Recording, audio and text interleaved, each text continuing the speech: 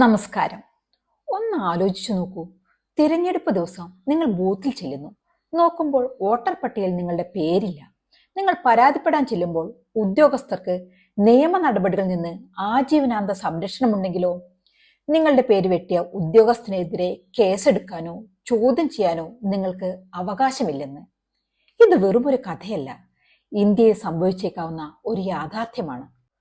കഥ തുടങ്ങുന്നത് 2023 മാർച്ചിലാണ്.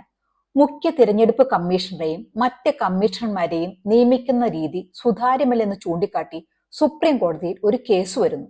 ഇതിൽ സുപ്രധാനമായ ഒരു വിധി സുപ്രീം കോടതി പുറപ്പെടുവിച്ചു. തിരഞ്ഞെടുപ്പ് കമ്മീഷന്റെ സ്വാതന്ത്ര്യം ഉറപ്പാക്കാൻ കമ്മീഷണർമാരെ തിരഞ്ഞെടുക്കുന്ന സമിതിയിൽ 3 പേർ ഉണ്ടായിരിക്കണമെന്ന് കോടതി നിർദ്ദേശിച്ചു. പ്രധാനമന്ത്രി, പ്രതിപക്ഷ നേതാവ്, സുപ്രീം കോടതി ചീഫ് ജസ്റ്റിസ്. രാഷ്ട്രീയമായ ഇടപെടലുകളില്ലാതെ നിഷ്പക്ഷമായി ഉദ്യോഗസ്ഥരെ തിരഞ്ഞെടുക്കാൻ ചീഫ് ജസ്റ്റിസിന്റെ സാന്നിധ്യം അനിവാര്യമാണെന്നായിരുന്നു കോടതിയുടെ നിലപാട്. എന്നാൽ സുപ്രീം കോടതിയുടെ ഈ വിധി അധികകാലം നീണ്ടുനിന്നില്ല. 2023 ഡിസംബറിൽ കേന്ദ്ര സർക്കാർ പാർലമെന്റിൽ പുതിയൊരു നിയമം പാസാക്കി. Chief election commissioner and other election commissioners act 2023. ഈ നിയമത്തിലെ ഏറ്റവും വിവാദപരമായ മാറ്റം ഇതായിരുന്നു. തിരഞ്ഞെടുപ്പ് സമിതിയിൽ നിന്ന് ചീഫ് ജസ്റ്റിസിനെ പൂർണ്ണമായും ഒഴിവാക്കി. പകരം ആരെ കൊണ്ടുവന്നു? പ്രധാനമന്ത്രി നിർദ്ദേശിക്കുന്ന ഒരു കേന്ദ്രമന്ത്രിയെ ഉൾപ്പെടുത്തി. ഇതോടെ സമിതിയുടെ ഘടന ഇങ്ങനെയായി: പ്രധാനമന്ത്രി, കേന്ദ്രമന്ത്രി, പ്രതിപക്ഷ നേതാവ്. ഇവിടെ ശ്രദ്ധിക്കേണ്ട കാര്യം, 3ൽ 2 പേരും പ്രധാനമന്ത്രിയും മന്ത്രിയും സർക്കാരിന്റെ ആളുകളാണ്. അതുകൊണ്ട് തന്നെ സർക്കാരിന് താല്പര്യമുള്ള ആരെയും കമ്മീഷണർമാരായി നിയമിക്കാമെന്ന അവസ്ഥ വന്നു.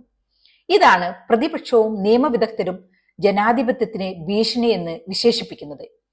ഇപ്പോഴിതാ ഇതേ നിയമത്തിലെ മറ്റൊരു വ്യവസ്ഥ കൂടി ചോദ്യം ചെയ്യപ്പെടുകയാണ്. അതാണ് 16ാം വകുപ്പ് നൽകുന്ന ബ്ലാങ്കറ്റ് ഇമ്മ്യൂണിറ്റി അഥവാ സമ്പൂർണ്ണ നിയമപരിരക്ഷ.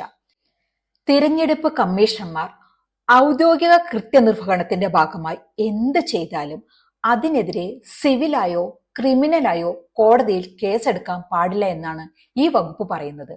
ഓർക്കണം, നമ്മുടെ രാജ്യത്തെ ന്യായാധിപർക്ക് പോലുമില്ലാത്ത സമ്പൂർണ്ണ രക്ഷാകവചമാണിത്. വോട്ടർ പട്ടികയിൽ കൃത്രിമം കാണിച്ചാലോ പക്ഷപാതമായി പെരുമാറിയാലോ ഉദ്യോഗസ്ഥരെ ചോദ്യം ചെയ്യാൻ കഴിയില്ല എന്നത് പൗരന്റെ അവകാശ ലംഘനമല്ലേ?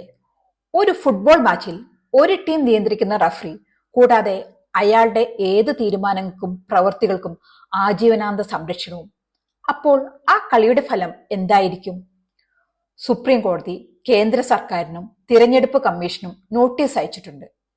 ഇലക്ഷൻ കമ്മീഷണർമാരെ നിയമിക്കാനുള്ള കമ്മിറ്റിയിൽ നിന്ന് ചീഫ് ജസ്റ്റിസിനെ ഒഴിവാക്കിയതിനെതിരെയുള്ള കേസ് 1 വർഷത്തിലേറെയായി കെട്ടിക്കിടക്കുന്നു എന്ന കാര്യം നമ്മൾ ഓർക്കണം.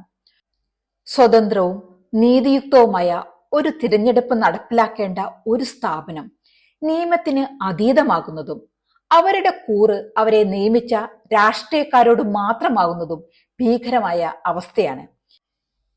തിരഞ്ഞെടുപ്പ് ഫലം എന്നത് വോട്ട് ചെയ്യുന്നവരുടെ എണ്ണത്തേക്കാൾ അത് എണ്ണുന്നവരുടെ തീരുമാനത്തെ ആശ്രയിച്ചിരിക്കുമെന്ന അവസ്ഥ വന്നാൽ അത് ജനാധിപത്യത്തിന്റെ മരണമാക്കും. ഒരു വോട്ടർ എന്ന നിലയിലും ഒരു പൗരൻ എന്ന നിലയിലും നമുക്ക് എന്ത് പങ്കാണുണ്ടാവുക? നമ്മൾ ചിന്തിക്കണം. നന്ദി, നമസ്കാരം.